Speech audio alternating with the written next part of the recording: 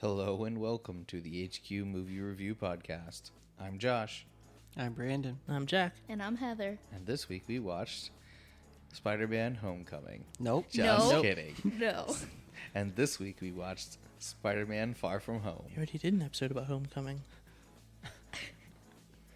Did we do an episode about Homecoming? We did. Yes, we did. Oh, okay. I don't think you were on it, though. Oh, that would be why. Well, now's your chance. I know I wasn't on it. That was the first one that I wasn't on, I think. Over Well, the I'm glad summer. we're talking about this so that way we couldn't just edit over my FUB. Did you actually mess up there? I thought that was on I purpose. thought that was just a joke. No, I could see from his face he actually messed up. Amazing. Because the last thing that popped up was Spider-Man Homecoming on the screen. Because it was going to the next movie. Well, previous. Oh, well, the YouTube Yeah. TV was going to the next movie, which happened to be Spider-Man Homecoming. Amazing. And that's what was on top of my head. So anyway, Far From Home. Yeah. Yeah, Far From Home. Real fun time.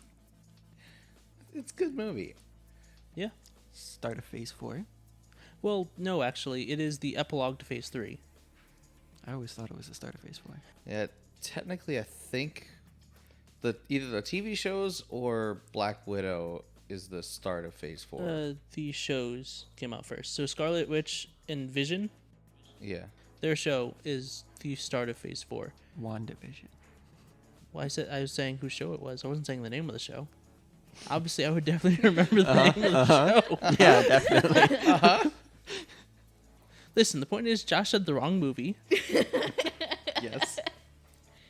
But yeah, no, that's the start of Phase 4. This movie is tacked on to the end of Phase 3 as kind of an epilogue to finish out the story and really wrap up just like the fallout of everyone coming back from the blip. Yeah. This is the movie that coined the blip. Yes. Yes. Yeah. You know, it actually showed scenes of people coming back exactly where and what they were doing. Yeah. It also has very heavy tones of, hey, remember Tony Stark? He's dead now.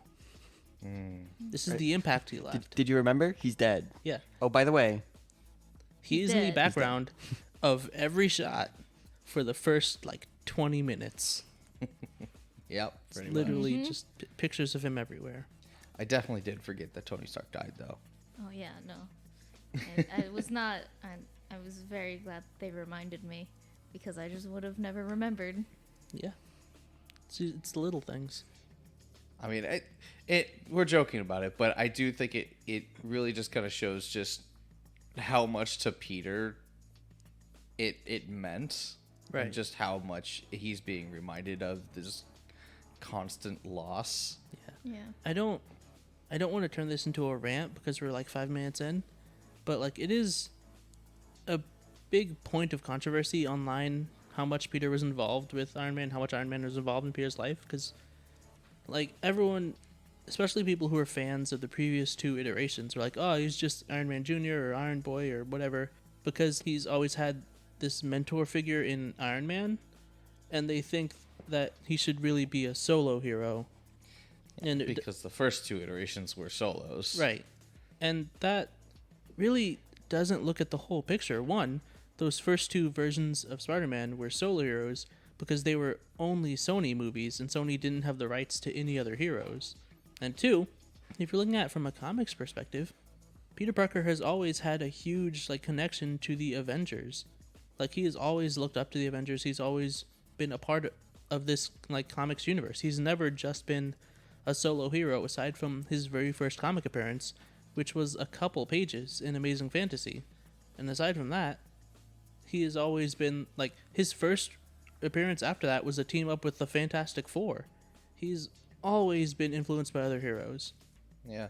And it's not like they took away his character development as far as he's a kid who basically has been given these powers and all this responsibility, but he has no idea how to use or apply any of it. And then he has to learn how to become a hero.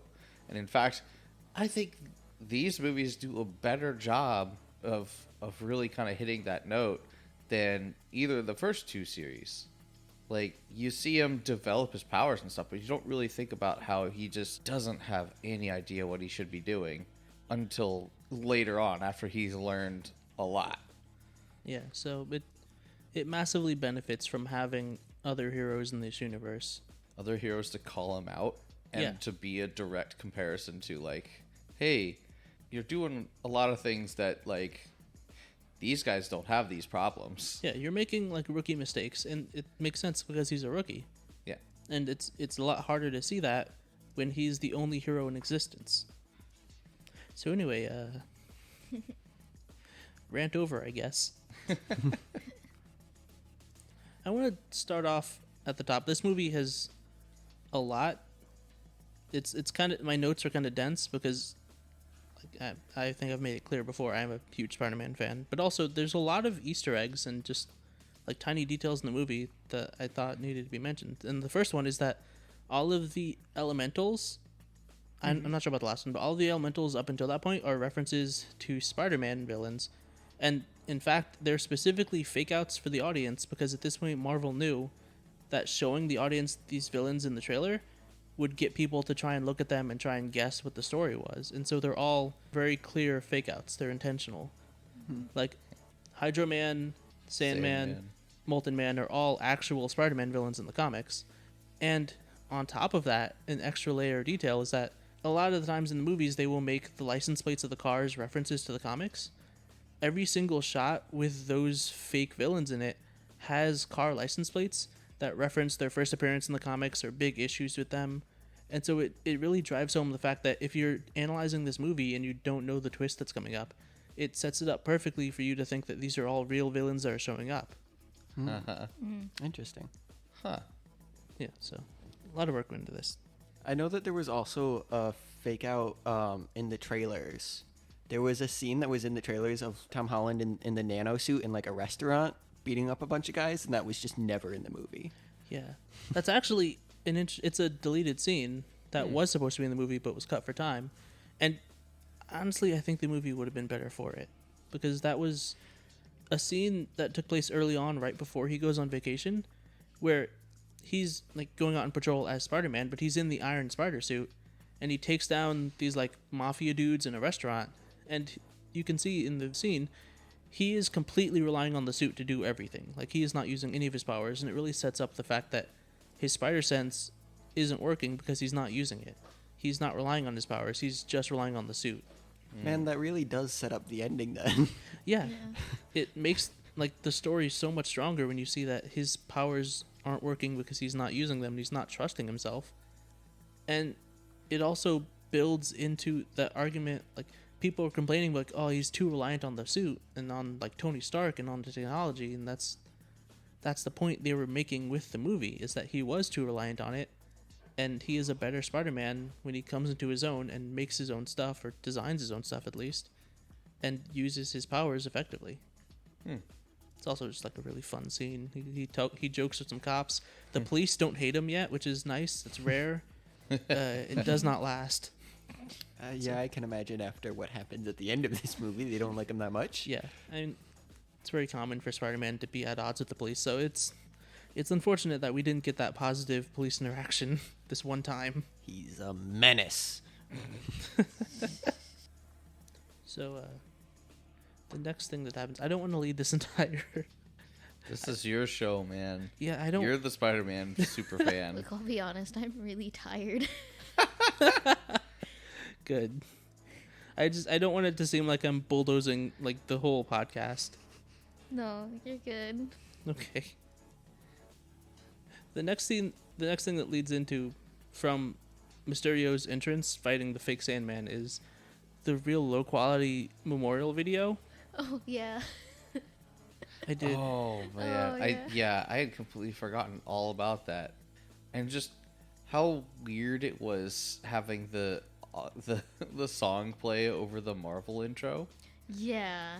Because normally, like the Marvel intros are like hype. Yeah, it's like the Avengers theme. The first movie had the Spider-Man theme, but like reorchestrated. Yeah, but they're always like lots of Build up.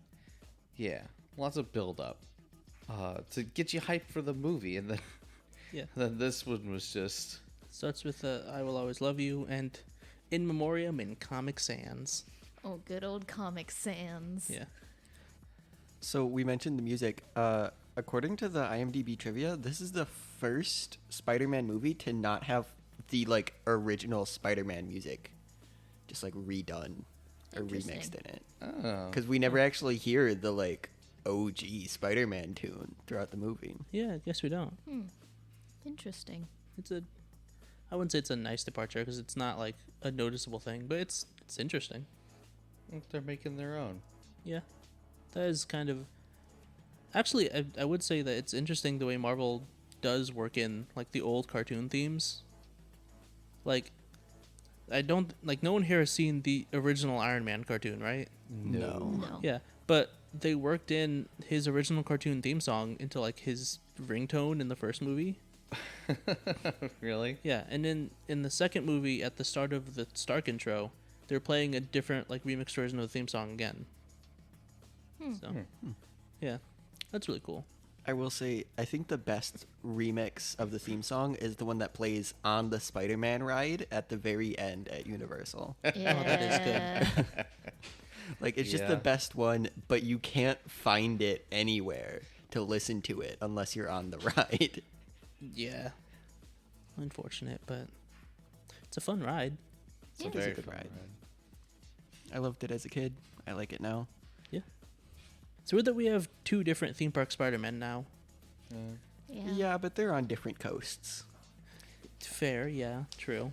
I like the ride more now than I did as a kid, because as a kid I put my hand on the little hot grill thing, The what? like The what? at the front of the car, to simulate the heat from the fire when the fireball hits you in the ride. They have like a little heat coil at the front that's behind like a little grill, and I had my hand on that for some reason, Interesting, Oh, because no. and it hurt my hand. I know that there are Yeah. several parts where there's an actual like fireball happening like up and away from the people. Yeah. I didn't realize that they had to also simulate the heat with a grill in the car that could They burn used you. to. Yeah, I don't They think they used have that anymore. This was probably because of kids like me who stuck their hands on it. Yeah, because I don't remember that at all. Yeah, that it was. You could only do it if you were in the front seat, and I think it was on the sides. I don't remember. The only thing I really remember is the fact that I had my hand there and went, "Ow, that hurt." That was really hot. I mean, it didn't like burn me or anything, but just as a kid, it was like suddenly my hand is at like 200 degrees. Listen, It's real hot. Spider-Man says at the beginning of the ride that it could be the most dangerous night of his life and yours. Yeah. What did you think he meant by that? Be careful. Just while we're on the topic of those rides, every time I go on one of those, because it's the single lap bar for the whole row, I get thrown around in those rides. Just Yeah. if I'm on like the side, I will hit the wall, like the side of the car. Yeah, it really depends on who's on the seat with you. I usually don't have that problem. I really feel like. Okay, I was just gonna go over that. I really feel like those rides should just have like individual seat belts. They should. Like, Kinda why like can't the you just Mummy. have a lap seat belt even for that ride? Would probably be good enough. If the Mummy did not have the individual like lap bars, I would not be able to go on that ride. Many people would not be able to go on that ride.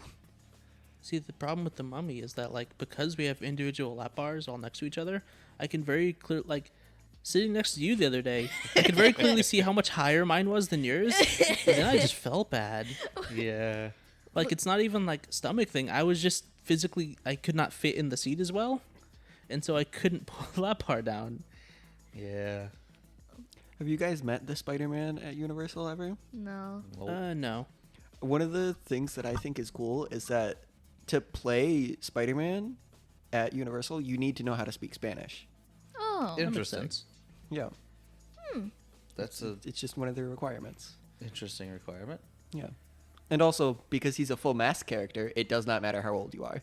You Oh, just yeah. need to fit the body type. Yeah. wonder if Disney Spider-Man speaks Spanish. He definitely does, right?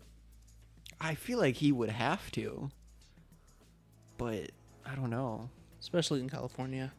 I feel like it's weird because they do have the Tom Holland voiceover for the show, and then just the actor comes down and does meet and greets. Yeah, that's a fun little. Like they have him like do the flip. We saw the video. They have him do the flips off the building. Then he crawls down, and then it's just an actor. It's like, okay, well, Yeah. your voice has suddenly changed, Mr. Spider-Man, sir. And they have the animatronic fly through the sky. Yeah.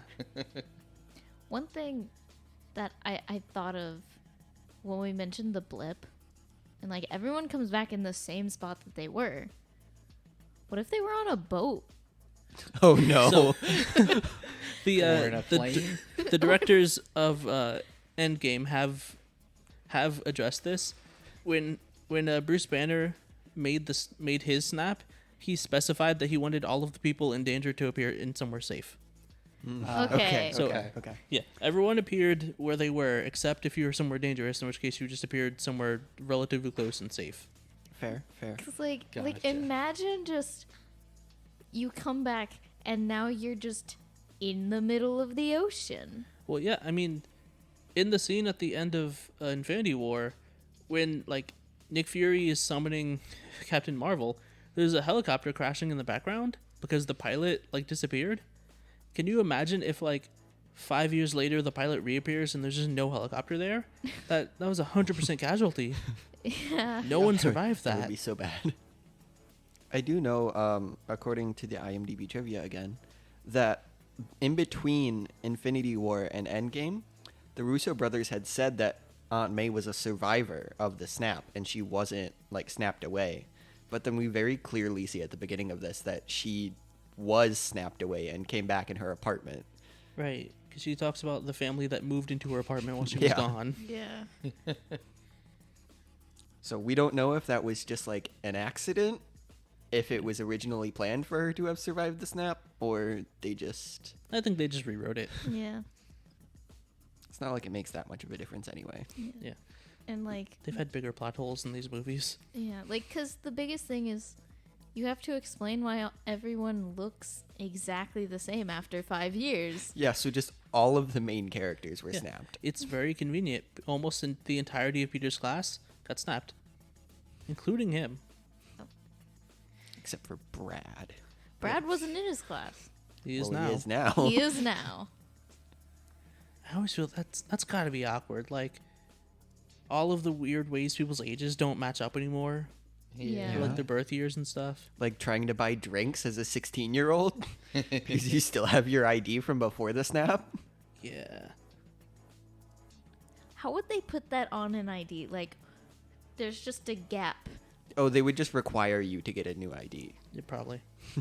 They'd be like, hey, we have this record that you died in the snap. You need to get a new one. Yeah. You stopped existing for 5 years. We have a special ID, and you know what? It really only matters for like minors or people under like 25. Yeah. Well, it might matter, like, if you look so much younger than your ID says, and someone would think it's a fake ID. Right, but like Yeah. as you get older, that 5 years matters less and less for appearance. Yeah. Yeah. Like someone who's 60 and someone who's 65, it's not that. You're not really gonna be able to tell that much. That's fair. Someone's gonna eventually break the record for oldest human because they were snapped away, and so they're an extra 5 years older. Fraud. So, this movie has one of the biggest twists in the MCU. Oh Right? yeah. Right? As someone who doesn't watch trailers and someone who hasn't read all the comics, I went into this movie, going, oh, there's this guy who's Mysterio.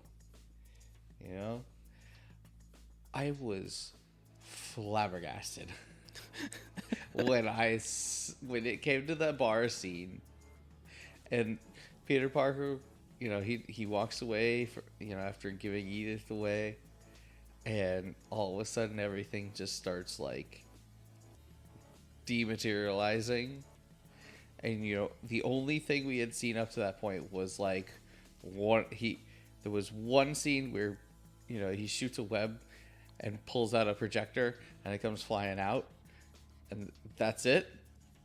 I kind of went, well, that's a little weird. What was that? Okay. And then the bar scene happened, and I just could not comprehend what was happening.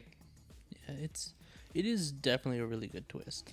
Yeah, I remember thinking, because before I saw the movie, all I knew was that Mysterio was in the film, and there was speculation on whether or not he was gonna be a villain, because he's a villain in the comics, but he's really not a villain in the comics. He's like a gimmick villain. Yeah, I mean, when he started, it was more serious because it was older comics, and he was more serious relative to the comics. Mm-hmm. But it really depends on like when you catch him. Like sometimes he's a serious threat, and sometimes it's not so much. Yeah. And so I was like, oh, are they gonna like make Mysterio a hero, or is he just gonna be the villain? And so I went in thinking, I don't know what to expect from this version of Mysterio, because I don't know what they're gonna do with him. And also, they did take a lot of effort to. They tried to make it a twist for everyone. So people who didn't know who Mysterio was, he's presented mostly positively in all of the trailers. So it looks like there's just another hero coming in to like mentor Spider-Man. Mm-hmm. Everyone who knew who Mysterio was is really confused as to why he's showing up as a hero and what's going on with that. And it seems for a large part like he is just being played as a hero up until the twist. But there are a few hints that he's like that everything's not as it seems. One of them, I think the biggest one, is the universe numbers or the Earth numbers, which is a thing that keeps happening. Like this time it's a reference, and then other times it's not. But let me just explain. In the movie, he says, "Hey, you're from Earth 616. I'm from some other Earth." He gives another number, and canonically, the MCU has an Earth number. It's Earth 199999. It's 5 nines. That's the Earth number for the MCU. Like, it has a number in the comics. Earth 616 is the main comic book timeline. So anytime someone says 616, that's what they're referring to. Any other, like, every other incarnation of the movies, even, like, the other Sony movies, with, like, Sam Raimi and Mark Webb, those are also canonical to the comics. They're just their own separate universes. So that's kind of a hint that he is kind of making stuff up. But then again, they make the same thing in Sony's Into the Spider-Verse, where they say the main universe is 616, and that's not correct, so who knows. Universes, man. Multiverse just fucks things up. See, here's the thing. Everyone thinks that their universe is 616. That's weird, though. Like, why would you think that, like... Because everyone thinks you're the original. Right, but why would you guess that 616 is the original number? I don't know. How did they come up with 616? Well, because that's just the number that... There is an Earth 1 in Marvel. It's Loom World. It's the source of all worlds. Like, there is a correct original universe. It's just not the main one. It is a funny joke. Because they do make that reference back in the... I think it was The Flash, like the CW TV show The Flash, because they go to parallel universes in that as well. And so the main show universe is called Earth 1, and then the Earth they go to first is Earth 2. Okay. And they're both like, hey, yeah, why are you Earth 1? Because it makes sense that everyone would think they're Earth 1. That's where you start. Yeah. Who wants to be Earth, like, 2 or 3? But yeah, so that's one of the big hints that he's making stuff up, or everything's not as it seems. But otherwise, it's all pretty subtle. Like, you can see it when you look. And that's one of the things that makes this, like, a very well-made movie, is that you can definitely see all of the twists upon rewatch. You can see all the hints. Oh, yeah. But it's not super obvious. Like, Heather, you mentioned how out of character Talos is as Nick Fury, and it makes perfect sense once you know that it's not Nick Fury. Yeah. Another fun continuity thing is that you can see once they get to Italy, you can see Mysterio's guys are all there already in the background.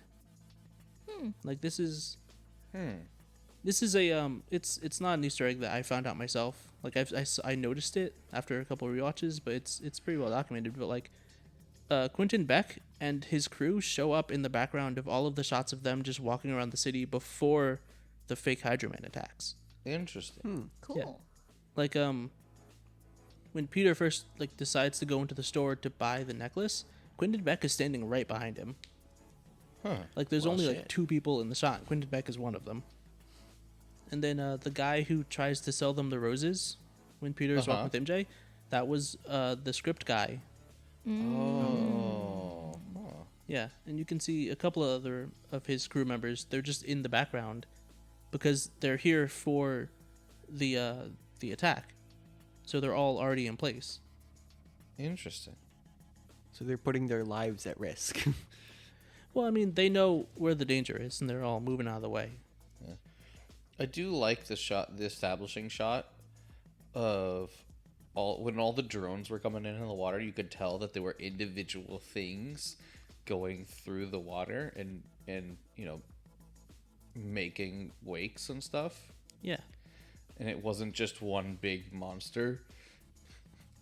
So that's another tell. Just like, wonder why there's these, small things. Do they have lights? I feel like they had lights on them. They didn't have lights on like externally, but like you could definitely, if you were looking for drones, if you looked at that, you'd be like, oh yeah, those are drones. Yeah. Like you can very clearly see them if you're looking for them. But if you just think it's a water monster, it's there's just a water monster and he's traveling in 5 parts instead of 1, I guess. But yeah, it's a lot of stuff like that. Like Peter tries to shoot web at him, and the web goes right through him, and you think, oh, it's because he's water, but it's actually because it's a hologram. It's not real. Or when they're fighting the fake Molten Man, when Fury and Shield show up, and like some of the debris hits the windshield and cracks it in a bunch of places, and it's like, oh, there's actual debris, but really it's just stray bullets. Yeah. There's a lot of stuff like that. So it's a really well-made movie. Yeah.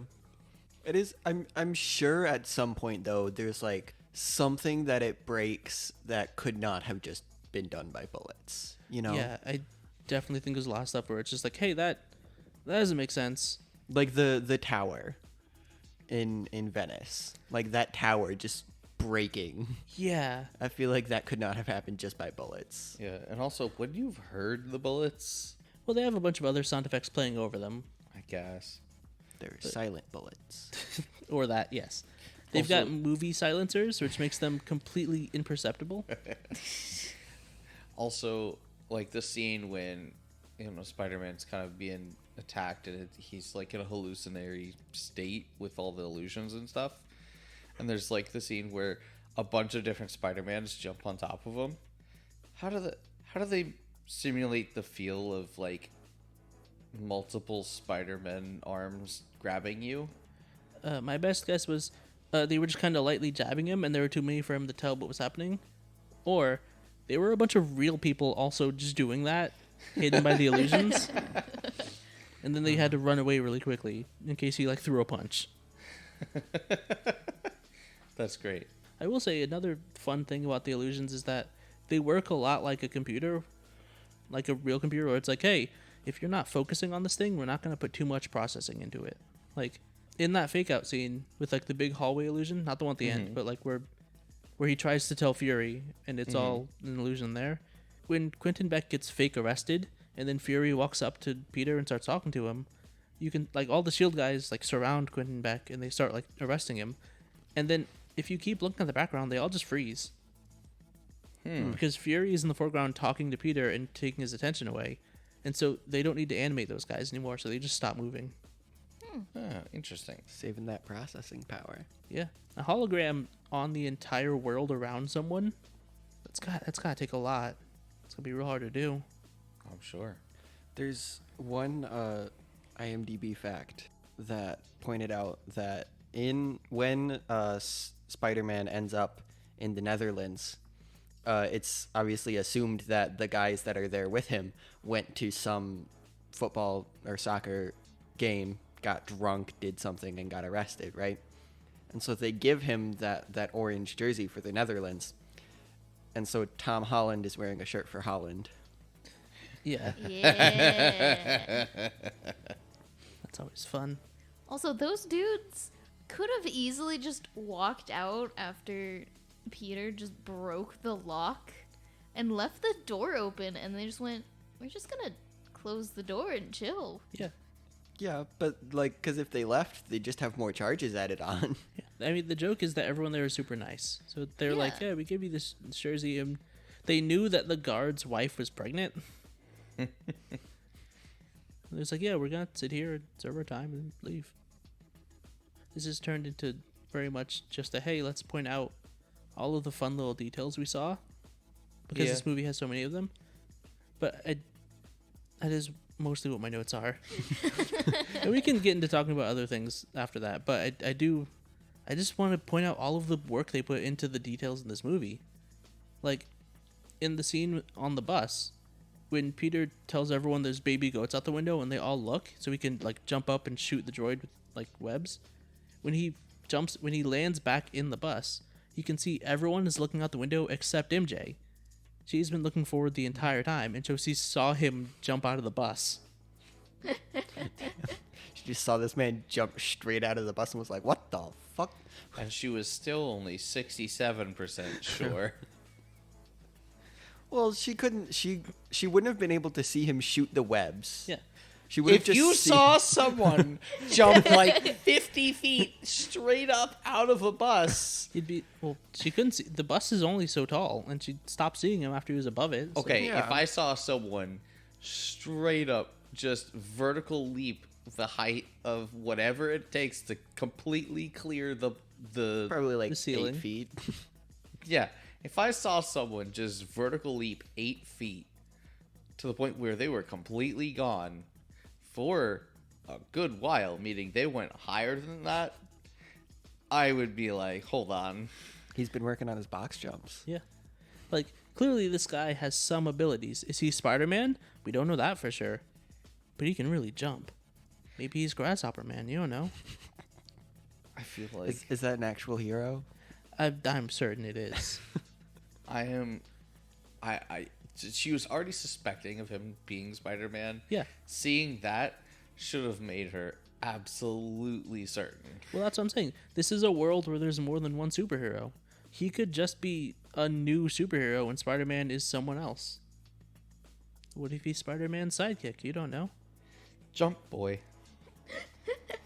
Well, that's an awful name, but sure. So, The Grasshopper Man is a book from 1945. I don't like Okay.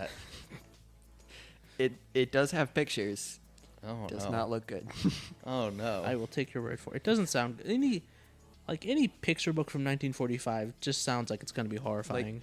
It's just a man with longer limbs that bend like a grasshopper Yeah, no, with a terrible. human face. Terrible. Hate Oh it. no. This is an alternate timeline that needs to be destroyed. Well, it's not the timeline we're in now, so as far as you know. Although I really don't like the idea that the timeline we're in now was the sacred timeline, because that sucks. Why? Why does that suck? Because there's so much better stuff that could be happening. Like we could have an actual Spider-Man. Yeah. I would also like to point out there is an X-Men called Grasshopper. He looks slightly less bad, but still bad. Yeah, mutants, it's always a toss-up with mutants. Some of them are like, this is just a person with superpowers. And some of them's like, at puberty, you turned into a monster. Sorry. Like Oh no. he's less bad than the other one, but he is just like a man in a suit with bug eyes. Yeah. It's not, Ah. Like Wolverine is not actually a Wolverine. yeah. That would But be Toad? wild. Oh Toad's god. definitely a toad. He's a toad man. Sorry, you guys say Toad, and I can't not think of Super Mario. No, why would we be talking about Keegan-Michael Key at a time like this? Oh no. We'll do that podcast eventually. Oh, absolutely. You can't not. Oh no. But yeah, Spider-Man. Booterman. I really like how at the start of the climax, Beck is like, all right, there's no Avengers. Go, go, go. What would he have done if an Avenger showed up? Yeah, like You would have died. Captain Marvel shows up and was like, "What the fuck are you doing, man?" Captain Marvel shows up, blows a hole through his whole like simulations. Like, what is this?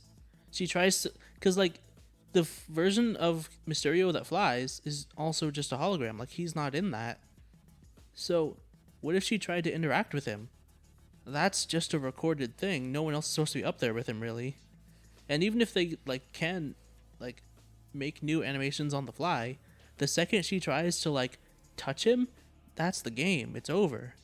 Well, I would think they have to be able to make new animations on the fly because there's no way they would have been able to choreograph the whole Spider-Man working with them thing. True. That has to be done like manual control of the monster and Quentin. Yeah, that's fair. I mean, if you think they didn't really interact that much, though. I mean, Spider-Man interacts with the monster because he has to throw the rocks in Right. him. So yeah, they've got some animation control on that, but still though, like he would have to spend the whole like anyone who flies shows up, he has to spend the whole fight being conveniently out of reach of them, Yeah. and also making sure they don't try and punch the monster. Like if Thor showed up, it'd be over. Thor would hit it with like one bolt of lightning, it would short out like half of the drones, and then the illusion's broken, and you're done. Where was Thor while this was happening? It's off world. Off-world. Just like with With But the like Guardians. timeline wise, yeah, he'd just be with the Guardians somewhere. Yeah, that whatever's happening in Love and Thunder, that's what he's doing. Also, I really like that timeline wise, this movie takes place after like WandaVision. So when their teacher's like, as a man of science, this is witches. He is speaking as a man who has experienced an entire town be taken over and kidnapped by 2 witches. Would that have gotten out to the public? I feel like there had to have been something. Like, there's no way no one knew about that. Well, but like it. So the people in the surrounding area maybe would have found out, right? But would it have really made national news? I feel like a whole town being kidnapped definitely would have, especially with swords involvement. True. But Sword probably isn't the best because the one guy made the white vision, and Yeah, that's also. so a they might can want of to worms. just cover that up. Yeah, but then like the police got called on Sword. It's a whole mess. There's no way that that's a secret. And Wanda being like a pretty well-known Avenger at that point, and Vision, like Yeah. Yeah. yeah. So this And is we s- definitely We still don't know what happened to White Vision. he flew off. Nope. He got ship of Theseus. He's like, all right, well, I need to go find some things out about myself, and he left. But yeah, so that's fun. This is a post WandaVision world. I think it's also post Winter Soldier, like Falcon Falcon and and Winter Soldier. I almost spoiled the title there. That's also a spoiler, technically. I think it's been long enough. They should have seen it. they. They The you the audience. audience. They the audience members who haven't seen it. You, person who's listening now, I know you've seen it. I trust you. Yeah, Kevin. I really hope one of our 2 watchers is named Kevin. I think we have 3 now. Ooh. I hope one of them was Kevin. We appreciate you, Kevin. You do. Yeah, so that's fun thinking about the weird continuity that happens when you have a movie take place months after your last installment and then you set stuff in between that. What's the time difference between the end of this movie and the start of or like the multiverse thing that happens in Loki? Right? I mean, technically that happens at all points. Yeah, because Anyway? remember that True. happens. That happens in Endgame, right? him getting taken away originally happens in Endgame. Yeah, and then their whole thing, their whole confrontation with Kang happens outside of time, and then once it breaks, it happens everywhere at once. So technically, it has always happened, but meta time wise, no. But also yes, because at the end of WandaVision, she's looking through the multiverse, and on top of that, we have to differentiate between timelines and universes. Because, like, the other two Spider-Men are from different universes with their own separate timelines. And their timelines also branch and stuff. But there's no timeline where, like, this Spider-Man looks like Tobey Maguire. Because that's a different universe. I mean, we're going to find out when No Way Home comes out. Yeah, I mean, there's definitely something going on there, but that's the thing. We've always had a multiverse of universes. Like, the Dark Dimension is a separate universe. Like, in Doctor Strange, before there was a proper multiverse, the Ancient One mentions, like, who are you in this vast multiverse? And, like, there's different universes that just happen to follow the same timeline. But then now there's also branching timelines which create their own universes with their own universes, you know? There's an infinite number of universes, and within those infinite numbers of universes, there's an infinite number of timelines. Precisely. Correct. That's a whole lot of infiniteness. Yeah. It's infinity. It's an incountable infinity. I mean, Are you uncountable? talking? Yeah, you're talking Yeah. about uncountable infinities. Uncountables, yes. Okay. The real question is, who broke them? Like, we know that, like, Sylvie and Loki, like, murder Kang and break everything into a multiverse of timelines. But also, like, whatever Wanda was doing definitely did not help at the end. How would it have made a difference, though? I don't know. She was, like, looking through the multiverse for her children. And it's implied that something she did was, like, messing with that. And then on top of that, whatever Doctor Strange is doing in No Way Home, it's definitely messing things up. So didn't we see in Loki, though, that the timeline was kind of, like, wobbling before they messed up Kang? Right. So the thing about that is that the timeline isn't just one timeline. The sacred timeline is a bunch of parallel timelines. And Kang only sent the TVA to destroy them after they got too far away. But, like, it started breaking up the second he reached the point where he didn't know what was happening anymore. So, really, it's unclear whose fault the multiverse is now. But it's here, and we have What If, and that's fun. I It's mean, like, everyone's fault. for now, we can just blame Loki. Yeah, that's always the safe bet. After No Way Home, we might be able to blame Doctor Strange. Yeah, And Peter. Kind of. yeah. But point being, how did we get on this topic? I don't know. Marvel, man. Yeah. So we're on the topic of, like, No Way Home, and one thing I think is a question to be asked about the end of this movie is Quentin actually dead? Yeah. He would not have had the time to record that in the moment without Peter hearing him. Because he's in the bridge. Yeah. Like, you can tell that he's there. Yeah. I mean, they also doctored a lot of that foot. Like, the conversation with Edith, they moved her they made new lines for her. Like, because she never says the thing about, like, killing civilians. She never says that. Yeah. So, I think what it was is that they had his likeness already as an illusion. And so they just took that, they mixed around some words for him to say that. And that was their big revenge on Peter for, like, killing their boss. So, like, his crew was still out there doing Mysterio things. But the man who claimed to be Quentin Beck is dead. So in that case, who took the hard drive from the laptop at the end? Because we do see it says, like, program downloaded or something. It's that one guy That who was running the guy who couldn't make the arc reactor smaller from Iron Man. So he's gonna have a say in Yeah. No Way Home. Also, it's wild because Peter transferred Edith's, ownership over to Quentin Beck, right? Yeah. It's not his real name, right? Yeah. Are you sure about that? Well, no, he does say in his little toast, like, the writer came up with the story of a man named Quentin traveling from another universe. So Quentin is not that guy's name. Yeah. And Edith has all access to basically every single thing that Tony did, right? Including, like, The barf. including barf and employee records, right? Yeah.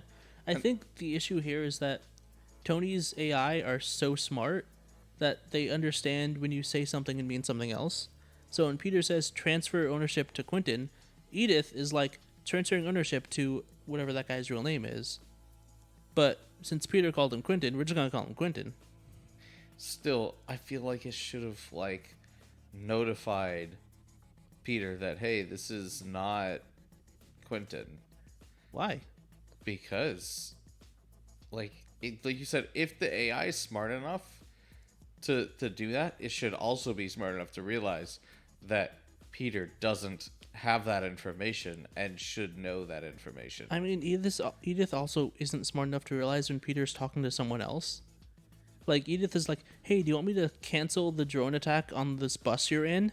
And Peter is talking to someone else and says no. One of the girls in his class says, hey, did you just punch Flash? And he's like, no. And Edith is like, no? Okay, commencing attack. Like, this is not Jarvis. This is not Friday. It's not even Karen. Edith is... It's not Sharon either. It's Which definitely is not wild Sharon. because Edith apparently has more access to everything. Well, yeah, you don't have to... Being smart and having access or not... I know, you know. but it's wild that, Tony would make something that has so much access and power not have a good amount of intelligence. Well, I mean, he's 50-50 on super intelligent AI, so... I think it's fair that he was like, I'm going to tone it down a little bit for this one. There is one kind of plot hole with Edith, is that if Tony made Edith post-snap to make for Peter, right? Why wasn't Edith being used in the final fight in Endgame? Or, like, why wasn't she featured at all? Why would he need it? Well, he made another super intelligent AI, and you're going into this battle that might end the whole universe. I Like, mean, why would you not use everything at your disposal? because he didn't need it. Edith was literally just like, hey, this is your access to all of Tony's stuff. Tony already has access to all of Tony's stuff. It's his stuff. Yeah, so I think the real question is not why didn't he use Edith, it's why didn't he use any of this army of drones that can create holograms and shoot things? That's So- the question. So I think the man who calls himself Quentin, You can just call him Quentin. I think Quentin made those. Well, Quentin Like- made some of them. I Like think, the projectors? Yeah, I think Quentin Yeah. made the projector. The hologram Like- tech was Quentin's. The drones came from, at least most of the drones came from Edith's like satellite. Okay, But he definitely had some of his own. that's fair. But also, keep in mind, Tony may have had the drones, but they didn't have the projectors fitted on them, right? No, they already had those. I'm pretty sure they did. Like when he launches them at the end, he's launching them from a satellite in space. I mean, yeah, but I assumed he just prepared those and just went, there you go.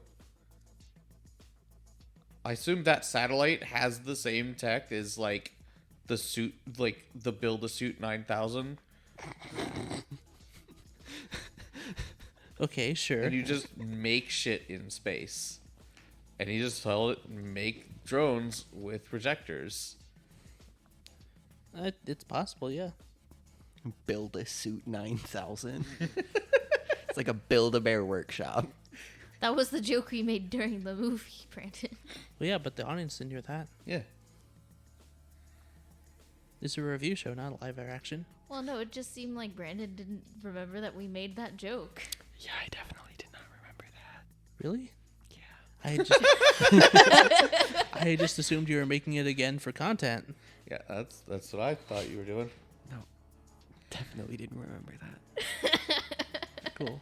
And I'm talking quietly, so you have to edit this out so you can't hear me. Oh, contraire, my friend. I can increase your audio. Just gonna blow up my audio. Um. So yeah, but even if he did have that, what is that gonna do against Thanos? It could. It's make gonna him whittle really down his annoying. army. I mean, it might whittle down his army, but Well, I think about it. If Thanos' army was whittled down before all of those other heroes had to throw themselves at it, how many more people could have tanked Thanos and held him off until Captain Marvel showed up and almost soloed him? I'm just saying, it would have been a lot cleaner if he did use the drones. Or like their whole plan initially to take the new gauntlet and shove it into the like quantum portal. They would have. The only thing that stopped them, like before Thanos got there, was the army. If they could just run straight there and do it, that would have been it. yeah, I feel like Sony has an extreme case of like too many options. That's probably it. Like he was, like in universe. That's probably it. Like he was like, all right, well, I have my nanotech and I'm fighting. I don't have time to coordinate all of these drones to shoot Thanos. And to be fair, they probably wouldn't have been like that effective. They definitely could have helped. Yeah. They probably wouldn't have been like super effective against this army of super powerful aliens. Yeah, you think of like, what are all the things I have at my disposal, and you just kind of like, okay, I've got this. He's thinking of like, what are my big ticket items? What do I have that's gonna be like, for sure gonna hurt this guy? And he's not thinking my army of bullet shooting drones. Probably not. So another thing that I guess comes up is the name of Edith is even in death I am the hero. Yeah. So Tony knew or was expecting to die in the battle and have to have something for Peter. That name is super on the nose. It's for- super on the nose. It's also definitely just a contingency plan. I think even if he didn't expect to die, he would have had something named Edith to leave behind, because he has to have the final say in things. Yeah. But also, he did leave that like video diary note like for his family. Yeah. So I can imagine he did this at the same time. Yeah. Like he obviously had some time before they enacted their plan in Endgame. So he just took some time to be like, all right, cool. If I don't make it out of this, here's my will in the form of a hologram and an AI with glasses. Yeah. Oh, Brandon, you mentioned earlier something I thought was really funny, and I wanted to make sure it made it into the podcast, and that's that Talos is probably the origin of the Captain America's on the moon theory. Oh yeah. From Falcon and the Winter Soldier, because people are constantly asking where the Avengers are, and he's just to make up stuff. See, but the question is like, then how did that spread? Like, did Nick Fury trust Talos so much that he let him do a like conference where he took questions from people and answered them? Oh, definitely not. Hold on. Does the public even know about Nick Fury? Yeah, no. Publicly, Nick Fury is still dead from Yeah. from Winter Soldier. So it was definitely like someone in Shield or someone in Sword who like didn't know Nick Fury was off planet, asking him about the Avengers, and Talos is just like, they're off planet. Captain America's on the moon. That's where he is. Because like Steve Rogers did not check in with anyone before he just decided to stay in the past. Yeah. So I mean, it's arguable that Nick Fury even really know. I mean, I'm sure Nick Fury knows because he's Nick Fury, but it's arguable that anyone else really knows what happened, or that Nick Fury would even tell them. I guess because Steve Rogers could just be living his life somewhere, just being an old man. I mean, he is. He didn't die when he handed off the shield. We still don't know that. He never shows up again.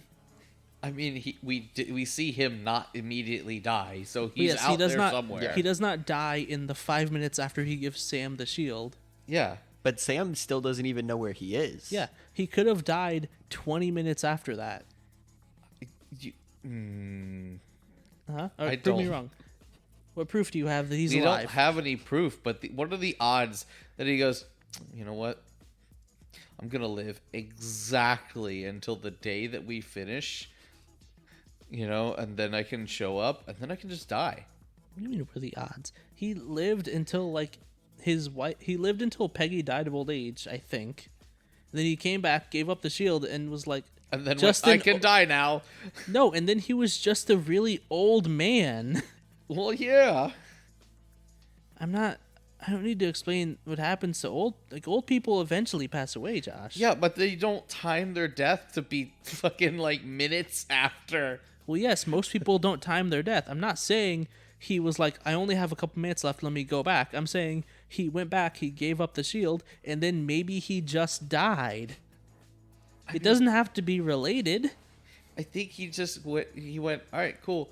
I'm gonna go live the rest of my time just doing shit. Yes, and how much was the rest of his time? I don't know. He's a super soldier. No one knows. That's the point. The rest of his time could have been a week. And there's no way he would have known that. Yeah, but it also could be 20 years. Yes. So that's what I'm saying. We don't know that he's alive. We don't know he's dead. You are both correct. We don't know that he's not on the moon. He could genuinely be on the moon. How fucking great would it be if the next time we see Captain America, he's old and also on the moon? I mean, I don't know if Chris Evans is coming back for another cameo, but that'd be great, yeah. Like, just please be just a cameo of old Chris Evans on the moon. I mean, they might be able to just CGI it with the, like, new CGI face stuff these days. Yeah, but you have to I pay don't for like his... that. Yeah, pay for his likeness. Yeah. Might as well. I mean, that might have already been part of a contract, too. It's like they can use his likeness for that.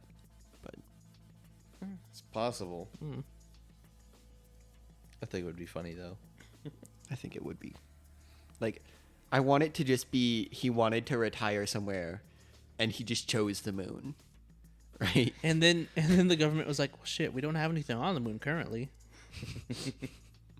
So what do you think the ramifications are going to be for the fact that everyone knows who Peter Parker is and that he's been framed for killing a world famous hero? I mean, if we're just predicting the plot of No Way Home, Yeah. I think he's gonna go talk to Doctor Strange. Listen, hear me out. This is a wild theory, unfounded, but he's gonna try and contact someone who knows magic. Who knows magic? Doctor Strange. So we do know that at one point he is questioned by the police. Yeah. And so he either ends up on the run from the police and goes to Doctor Strange for that, or he somehow proves his innocence in, like, not killing or causing any of the things. Yeah, because there's another shot in the trailers of him back at school, but everyone is like staring at him because they know. And so I can't imagine the police picked him up after that scene. Yeah. So I think that'd be some hijinks. A lot of people are saying that it's might be the One More Day storyline. And aside from that being like one of the most hated storylines ever, it doesn't really line up in all the places exactly. We're missing a lot of the key points. Also, J. Jonah Jameson will never not be J.K. Simmons in my head. You almost said J.K. Rowling, didn't you? No, I didn't. And yeah, no, J.K. Simmons is definitely like the most iconic voice for the character. Like, You really can't have anyone else do it anymore. no, it's just him. I think if you were able to get, like, for an animated thing, you can get someone else. But if you're doing live action, even if you're not doing live action, like, when he shows up in the Spider-Man PS4 game, it still sounds like J.K. Simmons. Like, he's the most iconic voice of the character. That's it. That's just it. I do like the adjustment of the Daily Bugle from reputable news source that does newspapers for all of New York To InfoWars. just random website that's not trusted. Yeah. Like, the way the newscaster says that the news broke on a controversial website, dailybugle.com, like, it's great. Like, he is ashamed that they got the story first and that he has to mention them on air. It's really good.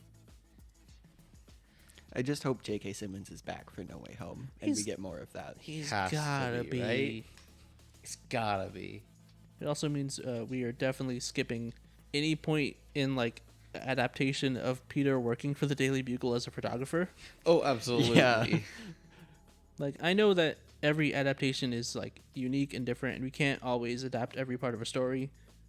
But we're definitely skipping any kind of like photographer phase in his life. I mean, they did kind of just go straight to the science phase with this Spider-Man, Yeah. where like he's just a kid who's really good at science. And I mean, the comics also have the benefit of running for decades and decades, so he has time to be a science nerd in high school and then go to college and be a science nerd and get out of college and not get a job for a while and work for the paper. And then, like, in the past, like, 10 years, he's actually got a job in science. See, but now he could just be Spider-Man. Yeah. Well, because he has to juggle his job as, like, a lab person. I don't know. He's not... I don't want to say he's just a scientist, because that's generic, but I don't remember what his exact job is. Lab assistant. Well, he was... Well, that's the thing. He started as lab assistant, but eventually he, like, gets his own lab, and then he starts his own company, like Parker Industries. I think he still has Parker Industries. I don't remember. Like, at one point, he had someone else being Spider-Man while he was doing his own, like, Parker Industries stuff. And then he would just be Spider-Man at other times. Like, the comic... There's a lot of stuff that happens in the comics that we just don't really... It doesn't seep into the public consciousness because it's too new. Like, currently, Spider-Man... This is, like, I think last 2 or 3 months. Spider-Man is a streamer, like a live streamer. They redesigned his costume to be, like, a live streamer. And it's a completely different costume. And he Oh, just no. streams, like, crime fighting. Interesting. Yeah. Very interesting. I wonder if he gets hate rated. Definitely. I don't know all the details because I haven't read this storyline yet. But there's a lot of stuff happening with Spider-Man. Can you imagine just going onto Twitch and seeing a live stream from Spider-Man's face? That'd be weird. It might break terms of service when he starts beating someone up. Probably. But yeah, there's a lot of stuff that we're never gonna get because we don't have the massive time frame that comics have for movies. I really hope we never see Spider-Man in the MCU. Probably not. That's way too far out there. Yeah, that's real weird. Like, we're gonna have to wait a while to get like Miles Morales. I would be fine with it in a like Spider-Verse sequel. Oh yeah, That I'm okay Spider-Man with. in Yeah. like the Spider-Verse. Yeah, no, that'd work. It'd work really well there, I think. Like Spider-Verse, because that's what Spider-Man comes from. It's Spider-Verse, and those movies have not followed the comic Spider-Verse events. But I mean, they don't need to. But yeah, Spider-Man makes sense in the context of, hey, we have a group of different Spider people. This is one of them. Like, we're probably not going to get like Spider-Man Noir in live action. I mean, if Nicolas Cage was in No Way Home, I would be okay with that. Or like Superior Spider-Man. We don't have the time to set all that up. That would have to be like its own trilogy of movies. We have to set up like Doc Ock as a villain, which I mean I guess No Way Home is doing, but he has to be a longtime villain of Spider-Man, and then start dying of a disease so he can transfer bodies and steal Peter Parker's identity, and then eventually get like kicked out of his body. Like you can't fit that in a movie. Definitely not. But Superior Spider-Man is like one of my favorite Spider-Man runs. And it just doesn't work for adaptation that way. Well, this has been Spider-Man Far From Home. Was that a callback or did you mess up again? I was just going real slow so I didn't mess it up. Anyway, check us out on Facebook, YouTube, Apple Podcasts, Spotify all those places. and more, possibly. And this has been HQ Movie Review. I'm Josh. I'm Brandon. I'm Jack. And I'm Heather. Good night, everybody.